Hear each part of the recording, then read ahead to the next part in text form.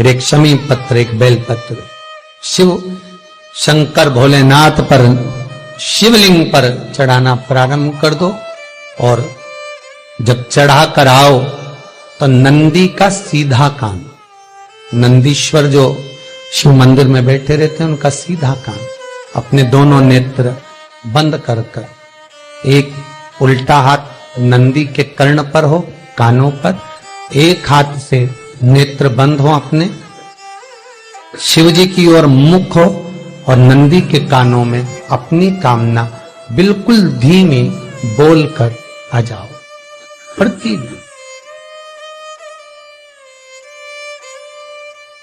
फिर निवेदन करूंगा, बेलपत्र माता पार्वती जी के अश्रु से प्रकट हुआ है और शमी पत्र उमा और महेश, ये भगवान उमा और महेश का जो अवतार हुआ था उस उमा और महेश के अवतार से प्रकट हुआ है। दो महादेव अपनी पुस्तिका में लिख कर रख लो, एक बटकेश्वर महादेव और एक पिपलेश्वर महादेव। अदालत में कोई कार्रवाई चल रही है, अदालत में कोई केस चल रहा है, अदालत में कोई बात चल रही है, नहीं जीत मिल रही, नहीं विजय मिल रही, हार गए, पेशियां लगा लगा कर, एक बार बड़ के पेड़ के नीचे बालू मिट्टी का शिवलिंग बनाकर उसकी पूजन करो। पूजन अर्चना कर कर दही 3 चम्मच नाम लेकर चढ़ाओ जिसके साथ केस चल रहा है, और 3 चम्मच दही चढ़ाकर उस दही को उठा लो और रुमाल पर उसके छापे लगा लो, सफेद रुमाल पर भगवान शंकर की पूजा अर्चना कर कर जल में विसर्जन कर दो बटकेश्वर महादेव का नाम लेकर, और उस रुमाल को घड़ी बनाकर रख लो। अगली पेशी जब हो उसको साथ लेकर जाओ, केस जल्दी निपटेगा, विजय प्राप्त होगी। मात्र 3 सोमवार करिए बटकेश्वर का स्मरण। उसी तरह पिपलेश्वर महादेव, कितने भी बड़ी जिंदगी में रोग हो, चाहे कैंसर जैसा हो, लीवर हो, किडनी हो, कितना भी बड़ा रोग हो, भगवान पिपलेश्वर महादेव का स्मरण करिए। पीपल के पेड़ के नीचे शंकर भगवान के शिवलिंग का निर्माण कर कर उसकी पूजन अर्चना करिए, उस पर शहद चढ़ाइए।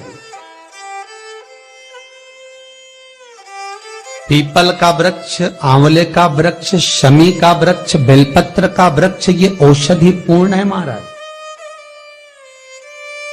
डॉक्टर ने कह दिया डायलिसिस कराना जरूरी है, तो एक बार इस शिव महापुराण का उपाय जरूर करना। डायलिसिस कराने से पहले 5 छोटे छोटे पीपल के पत्ते लेना, शंकर जी का शिवलिंग का निर्माण पीपल के पेड़ के नीचे करना, मट्टी का पार्थिव शिवलिंग निर्माण कर कर उसकी पूजन कर कर बेलपत्री 5 चढ़ाकर 5 पीपल के पत्ते, 5 शमी के पत्ते शंकर पर चढ़ा देना, आरती पूजन करना। शमी का पत्ता बेलपत्र छोड़कर 5 पीपल के पत्ते उठा लेना। जिस व्यक्ति को डायलिसिस का बोला है उस व्यक्ति को 5 पत्ते पीस कर छान कर पिला देना। 3 दिन बाद फिर जाकर डॉक्टर को चेक करवाना, डॉक्टर डायलिसिस का मना कर देगा, लीवर किडनी अपना काम करना प्रारंभ कर देगा।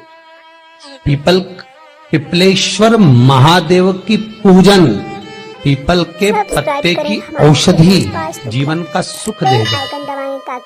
तो पिपलेश्वर महादेव सहज नहीं है महाराज, कितना विचित्र वर्णन है, प्रैक्टिकल जरूर करना, क्योंकि शिव महापुराण की लेखनी है।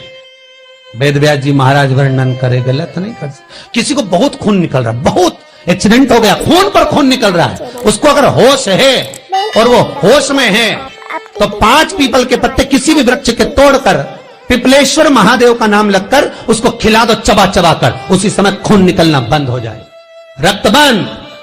पिपलेश्वर महादेव का मात्र स्मरण ही सुख दे जाता है, आनंद की अनुभूति करा देता है।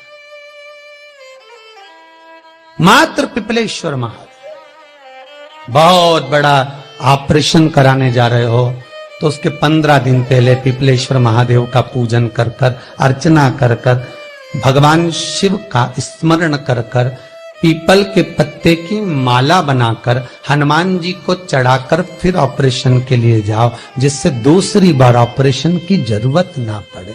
शरीर का जिसका ऑपरेशन है वो अच्छा हो जाए। श्रेष्ठ पिपलेश्वर महादेव तुलसी का दल उतारते समय क्यारी में से, गमले में से जब हम तुलसी का दल तोड़ते हैं, तुलसी का दल उतारते हैं, तो हमारे भीतर ये भाव होना चाहिए कि हमें तुलसी क्यों उतारना है। हमें अगर भोजन में डालने के लिए उतारना है तो भोजन का भान होना चाहिए। हमें अगर भगवान शालिग्राम जी के लिए उतारना है, शालिग्राम जी का भाव। हमें ठाकुर जी को देने के लिए उतारना है, ठाकुर जी का भाव। हमें किस लिए तुलसी को उतार रहे हैं, ये हमारे भीतर भाव होना चाहिए।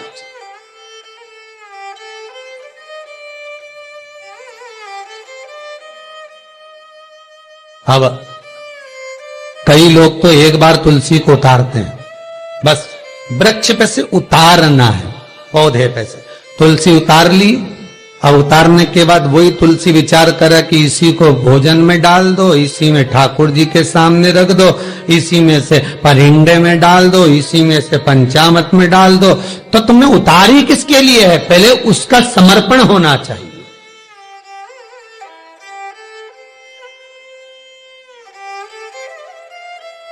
पहले उसका समर्पण। यदि प्रसाद बनाया तुमने, घर में छोटा सा बच्चा है, तुम आटा सेक रही हो, तुम गुजिया पपड़िया क्या क्या बोलते हैं, खुरमा खकरिया बकरिया है ना, हाँ ये सब चीज जो बनाते हो, तो छोटा सा बच्चा है, मम्मी मेरे को दे दे। मम्मी कह नहीं लक्ष्मी पूजन होगी, अभी दिवाली की पूजन होगी, तेरे को कहां से दे दो? नहीं दादी मेरे को दे दो ना, दादी दो ना। दादी के पीछे पड़ गया, गुजिया दे गुजिया दे गुजिया दे, मठरी दे चकली दे। अब दादी दे नहीं, माता के लिए, माता के लिए।